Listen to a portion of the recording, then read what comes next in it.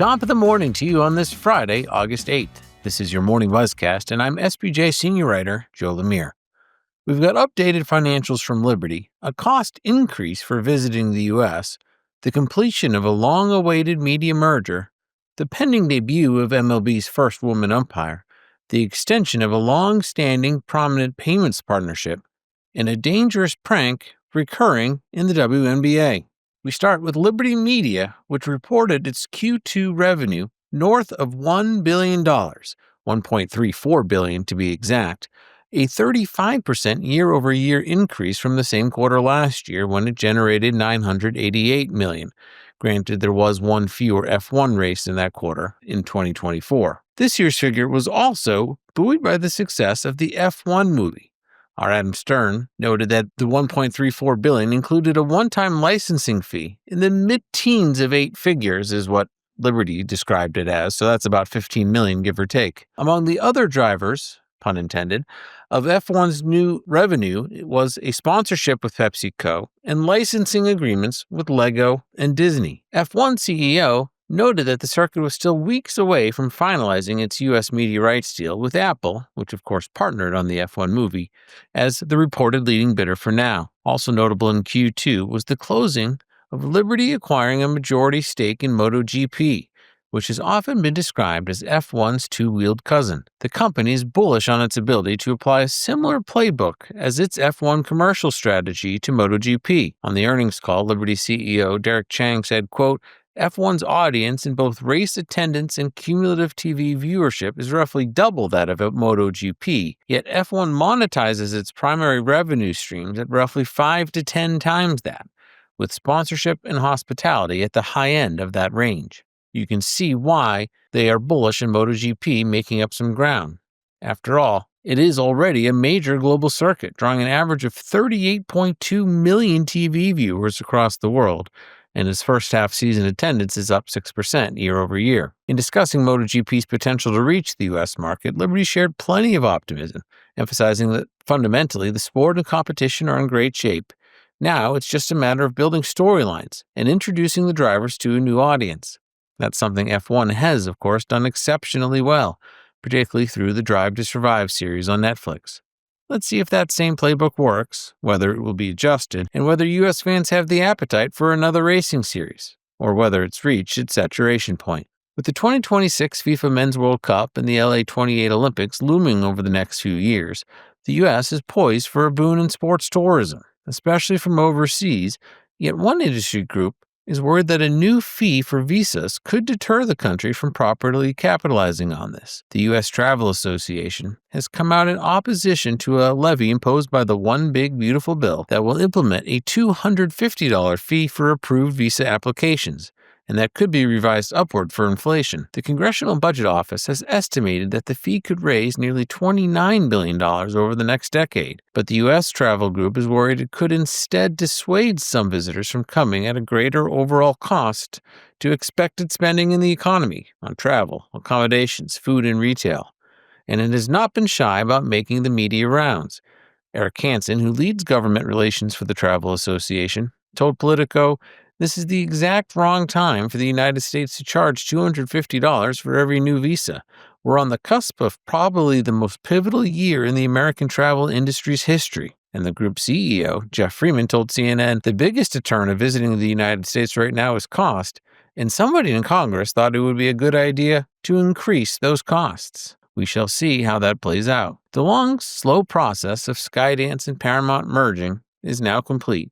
An $8 billion deal producing a joint venture which will be known as Paramount, a Skydance Corporation, with shares trading on NASDAQ. Chairman and CEO David Ellison wrote an open letter promising to, quote, unite more than a century of iconic storytelling with the ingenuity and drive of a 15-year-old studio born in the digital era. A key part of his vision is to be tech-forward and ready to invest in content. He called out sports as a powerful engine for deep audience engagement and reducing churn to subscriptions. He said Paramount Plus and Pluto TV will by next year operate on a unified technology stack to improve performance and create financial savings for the parent company.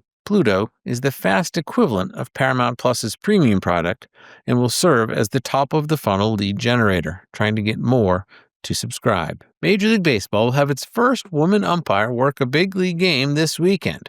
3, in fact, as she works the bases for a Marlins-Braves doubleheader on Saturday and then will be the home plate umpire calling balls and strikes for Sunday's series finale. Jen Powell is a former elite softball player. She played at Hofstra and in the Amateur Softball Association Major Fast Pitch for 10 years and started umpiring college softball games soon after her playing days, including in the Big Ten Conference.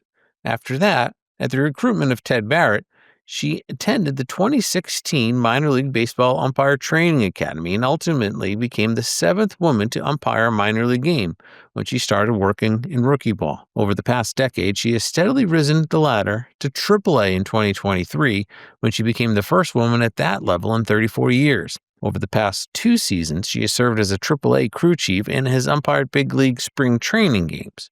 In all, she has umped more than 1,200 minor league games and spent countless hours traveling the country and reviewing video. Powell told the AP about getting the call on Wednesday regarding her promotion, saying that she was overcome with emotion and also feels like she has a fully charged battery ready to go. Every big league call-up, after all, for player to umpire is a special occasion and the realization of someone's dream. This, of course, is also a barrier breaker and wonderful to see baseball join some of its peer leagues in opening the umpiring and officiating ranks. The NBA observed this milestone back in 1997. The NFL first had a woman official in 2012. The Men's World Cup had its first woman referee in 2022. And women have been working games in the American Hockey League, but not yet in the NHL. AEG and American Express have extended and expanded what already was a 20-year partnership across 5 AEG verticals.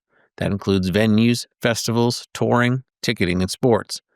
Financials were not shared, but as Brett McCormick noted, Amex represents AEG's largest annual sponsorship relationship, both in terms of revenue and breadth of assets. The deal will further integrate American Express into AEG tech platforms, including Access ticketing, making it easier to elevate fans' access, personalization, and digital engagement. Amex will continue to sponsor the AEG-owned LA Kings and LA Galaxy. Wasserman helped broker the extension. And in news that seems almost too ridiculous to believe, and at the same time, an incredibly dangerous stunt, the WNBA continues to face the recurrence of green sex toys being thrown onto the court, at risk to the players who could easily get hurt if struck by the object or if they trip on something they don't expect to be there. On Thursday, The Athletic reported the cause of this seems to be an outrageous ploy to boost the value of a crypto meme coin. This particular coin was apparently created on July 28th, the day before the first sex toy was thrown at a WNBA game. We've had 6 of these incidents of objects being thrown onto courts, and 2 men have been arrested for doing so. The WNBA said all offenders would be suspended from games for a year. A spokesman of the offending crypto meme coin group claimed responsibility for the acts in an interview with USA Today. And I'm not going to name the group and grant them any more of the attention they crave. Plus, I might get in trouble with my bosses for saying it. It's a little explicit. That spokesman, and I'm not saying spokesperson because this is obviously a man's doing, said, quote, "Moving forward, we have a lot more pranks, but they're a lot lighter. They're a lot more tasteful." The man said his group placed one of the sex toys on the Wall Street Bull statue in New York City, and that another was spotted in the grasp of a fan sitting behind home plate at a recent MLB game. Not helping matters is that Donald Trump Jr., the son of the President of the United States, shared an Instagram post of his father standing on the roof of the White House, throwing a sex toy onto the court of women's basketball players while writing, quote, "posted without further comment," and adding 3 crying with laughter emojis. This is clearly not a funny situation, nor would anyone expect someone in that elevated political position to be sharing it. Minnesota Lynx coach Cheryl Reeve explained the situation best when she said, quote, "The sexualization of women is what's used to hold women down, and this is no different. These people that are doing this should be held accountable. We're not the butt of the joke. They're the problem." Then again, perhaps the succinctness of Sparks coach Lynn Roberts' comments were even better. "It's ridiculous. It's dumb. It's stupid," she said. "It's also dangerous. Player safety is number 1, respecting the game, all those things. I think it's really stupid." Well said, and hopefully we're at an endpoint. This has been your morning Buzzcast for Friday, August 8th. I'm Joe Lemire, wishing you all a great day and a wonderful weekend. Talk to you later.